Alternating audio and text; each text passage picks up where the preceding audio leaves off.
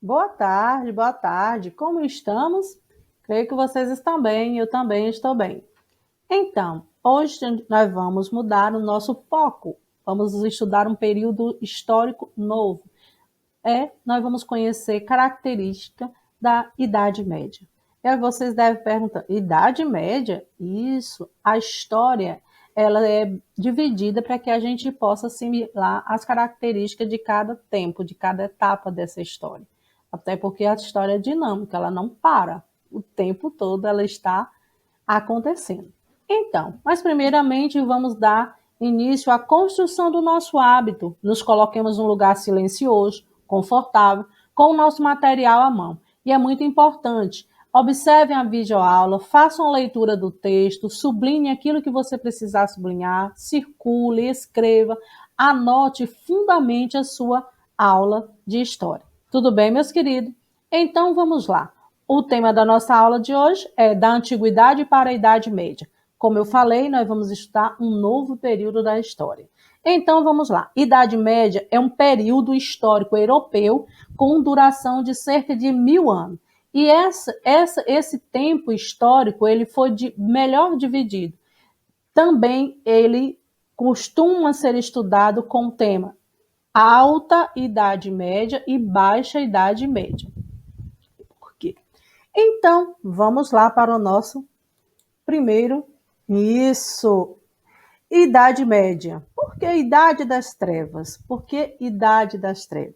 Porque nesse período histórico houve muitas doenças, intolerância religiosa, pouca produção artística, cultural, científica. Mas essa ideia de Idade das Trevas, ela foi sofrendo transformação ao longo também da própria história. Por exemplo, diversas línguas foram se formando nesse período, principalmente as línguas português, castelhano e francês. E também foi no final da Idade Média que se configurou o sistema capitalista. E por conta da configuração do sistema capitalista, também, justamente no final da Idade Média, surge a história do Ocidente, ou seja, do mundo ocidental. Então, a idade que antes era historicamente, vamos dizer, estudada como Idade das Trevas, ela teve sim vários períodos de dificuldades, pois foram 1000 anos.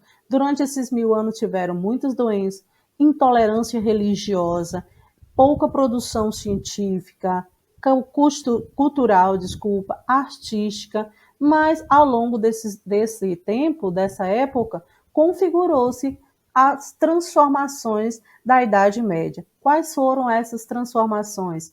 Foram que nesse período da Idade Média se formaram várias línguas, entre elas o português. O sistema capitalista que nós conhecemos, ele começa a se configurar no final da Idade Média e também no final da Idade Média se iniciou a história do mundo ocidental. Estas são características desse tempo. E esse tempo, alguns historiadores, eles costumam, como já havia falado, fazer uma divisão. O estudo é feito a partir do tema Baixa Idade Média e Alta Idade Média. Mas, continuando, vamos lá. O apogeu e a queda do Império Romano. Foi justamente no início da Idade Média que aconteceu o apogeu, o ápice da história do Império Romano e também a queda do Império Romano. Então, vamos lá. Expansão do Império Romano ocupando cerca da metade do território europeu, parte do norte da África e parte do Oriente Médio. Ou seja, a expansão do Império Romano ela se estendeu a todas essas áreas mencionadas, parte do território europeu, norte da África e parte do Oriente Médio. Lembrando que naquele momento o Império Romano estava em expansão nas guerras de conquista. Cada vez que eles ganhavam uma guerra, eles anexavam aquele território que eles dominaram. também com a anexão desse território, eles traziam aqueles que sobreviviam como escravo para dentro do seu território.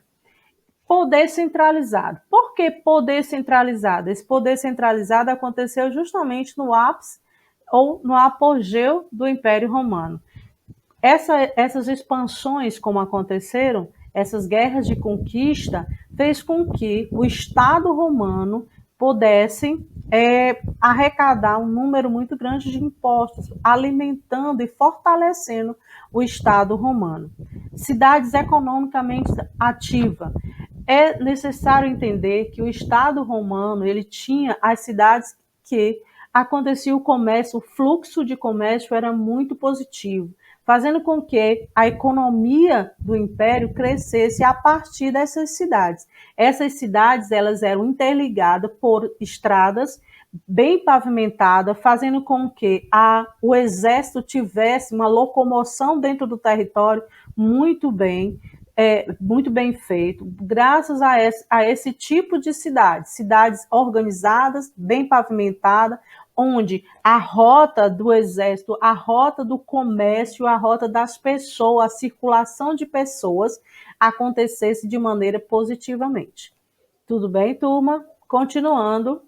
A economia romana. Como era a economia romana? A economia romana ela tinha como base a mão de obra escrava. E por que mão de obra escrava? Nós vimos que durante as guerras de conquista, os povos dominados, aqueles que sobreviviam, eles eram trazidos para Roma como escravos. Então havia uma quantidade muito grande de escravos. E isso fez com que a economia romana ela tivesse um crescimento muito grande. Mas aí a fase da crise. Como foi que essa economia entrou em crise? Ela entrou em crise a partir do momento que o Império Romano já não saía em busca de anexar mais território. Com isso, houve uma diminuição no número de escravos, houve uma diminuição na produção de bens e também houve uma diminuição no consumo desses bens produzidos por aqueles escravos. E isso abalou profundamente a economia romana. Uma economia que era escravista e estava tendo o número de escravos diminuído. E com a diminuição do número de escravos, diminuía-se também a produção. E, consequentemente, o comércio entrava em crise também. E esses fatores fizeram com que o Império Romano entrasse em crise. Invasões germânicas. O Império Romano, como nós sabemos, gente, ele tinha uma extensão muito grande. E aí, por conta de não buscar mais anexar território, foi começando a se enfraquecer principalmente as suas fronteiras. O que foi que os romanos fizeram? Eles fizeram um acordo com outros povos. Que povos foram esses? Povos germânicos. Eles, entre acordo, pediram ajuda, entre aspas, aqui ajuda, para que os germânicos tomassem de conta dessas fronteiras. Isso fez com que uma outra ideia de expansão já ficasse muito próxima da ideia do Império Romano. Eles também recrutaram soldados germânicos para fazer a proteção do império. E fazendo com isso, por dois fatores, eles fortaleciam a presença desses povos dentro do Império Romano. E posteriormente tiveram que dividir o Império Romano. E mais na frente nós vamos observar com quem eles fizeram essa divisão. Então vamos lá, continuando. Invasões germânicas. Como aconteceram isso? Essas invasões germânicas, como eu já havia falado, houve a necessidade do Império Romano pedir ajuda, novamente ajuda entre aspas, aos povos germânicos. Eles protegeram as fronteiras, eles foram recrutados como soldados e eles acabaram tomando de conta de um bem, de um território ainda maior. E aí o que é que aconteceu? Os reinos germânicos foram se formando juntamente com a junção da sociedade romana com as sociedades germânicas. Reinos romanos germânicos. Esses reinos, como eram a organização social desses reinos? Esses reinos eram organizados de maneira onde o líder, o homem, o chefe de família, o pai de família, eles eram patriarcais. Esse chefe de família, geralmente, ele conduzia a sua família e parte daquele terreno que ele tomava de conta, ele também tinha a possibilidade e tinha autoridade para nomear os guerreiros do comitato. Ou seja, esses povos germânicos, reinos germânicos, eles surgem com a junção da sociedade romana com a sociedade germânica, formando os reinos romanos germânicos, e se organizavam socialmente. Tinha um homem como líder, ele era um chefe de família, também cabia a ele a nomear os guerreiros do comitato. Continuando, religiosidade. Como era a religiosidade desses dois povos? Povos romanos e povos germânicos.